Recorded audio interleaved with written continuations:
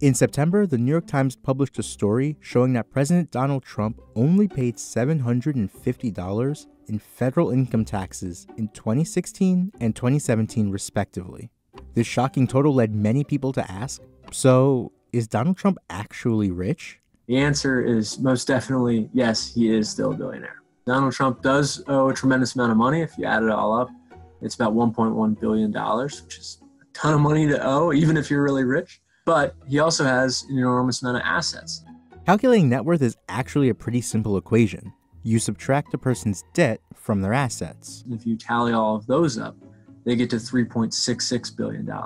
So it's just subtraction from there. 3.66 minus 1.1, his net worth right now is $2.5 billion. The real trouble is how to value the different assets a person has. There are different ways of valuing, say, real estate versus the value of shares in the company someone holds.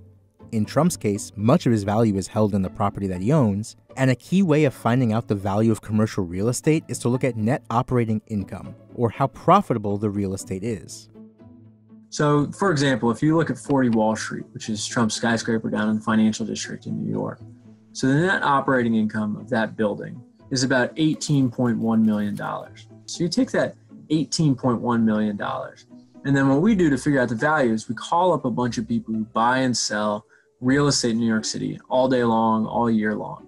So for this particular example, we called up 8 different people, and we asked those people, now what's the multiple that you might expect for a building like this on that profitability to then determine what the value is?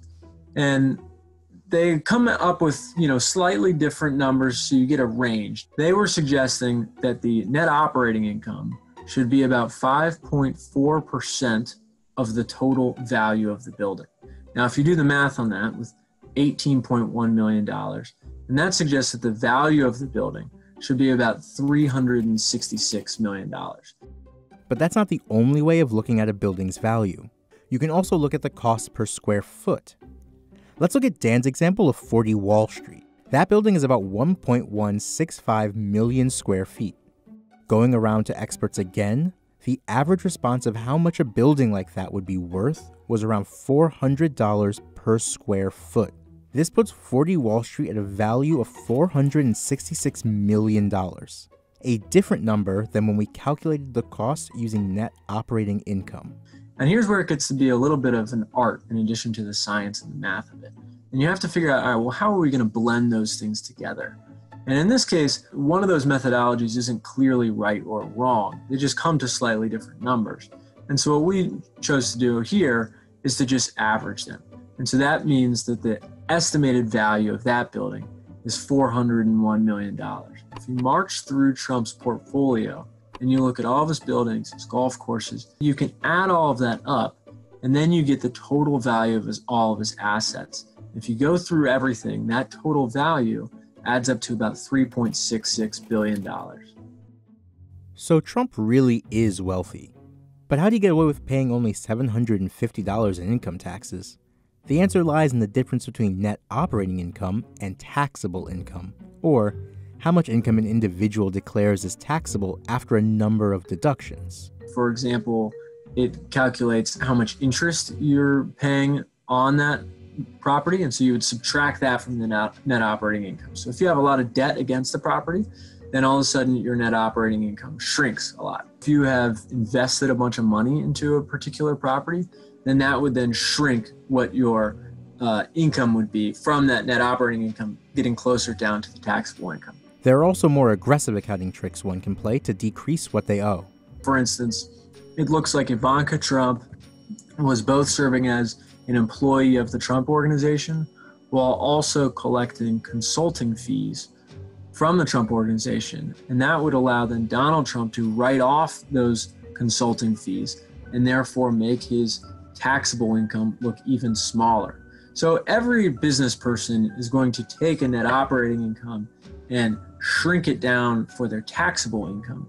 What was so astonishing about this report is just the level that it happened, and the fact that these are enormous operating profits across Trump's portfolio, and they're real profits. We can see it It's documented in SEC documents. 1290 Avenue of the Americas, Trump owns a 30% stake in that. That 30% stake alone is generating more than $20 million of net operating income per year. Same with 555 California Street in San Francisco.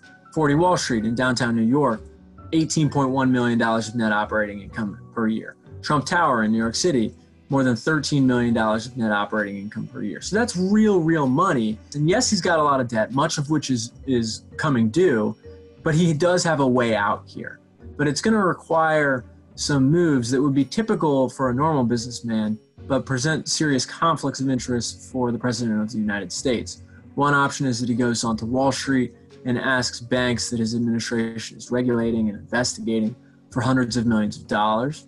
Another option is that he sells off very valuable assets and then welcomes anybody who wants to put hundreds of millions of dollars into his personal portfolio.